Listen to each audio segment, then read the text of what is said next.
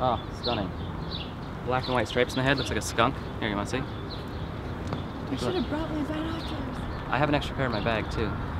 Oh, just hop left, it's just hidden by this hedgerow. Yeah, yeah. It's on the ground there.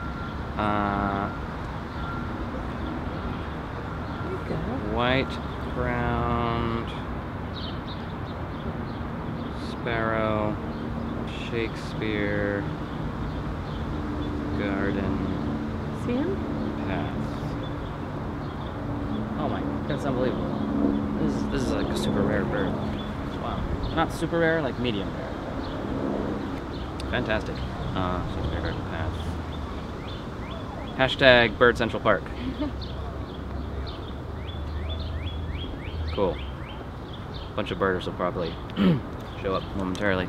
So the story goes, there was a gentleman by the name of Eugene Schieffelin, and he had a sort of a club called the American Acclimatization Society.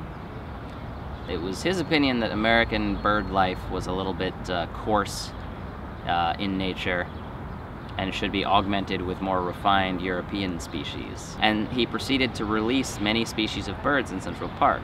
He decided to release every bird ever mentioned in Shakespeare's plays or sonnets.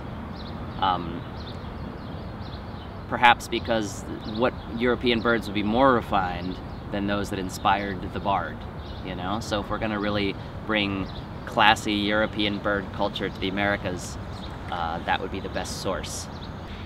Most of the birds he released didn't survive, presumably. Or they as individuals may have, but they didn't propagate as a species. If he released a migratory European bird in a different hemisphere, it's gonna be very confused, and it probably wouldn't survive the winter because it wouldn't know where to migrate. And a lot of the birds may have had some kind of specialized diet, a seed or a flower or a plant that's not present here. Maybe here in Shakespeare's garden it is, but it wasn't more widespread, so they wouldn't have survived.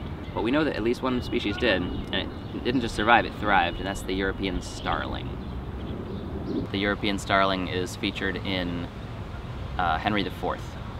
This is due to a quirk of its biology, which is that starlings can be taught to speak, or to imitate human speech. They don't really learn to talk, but they can imitate a lot of different sounds.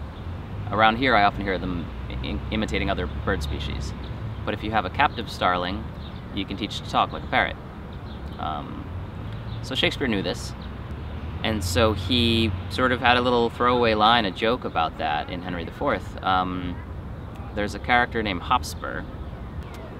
Hotspur is loyal to someone named Mortimer, so he was an enemy of the king. And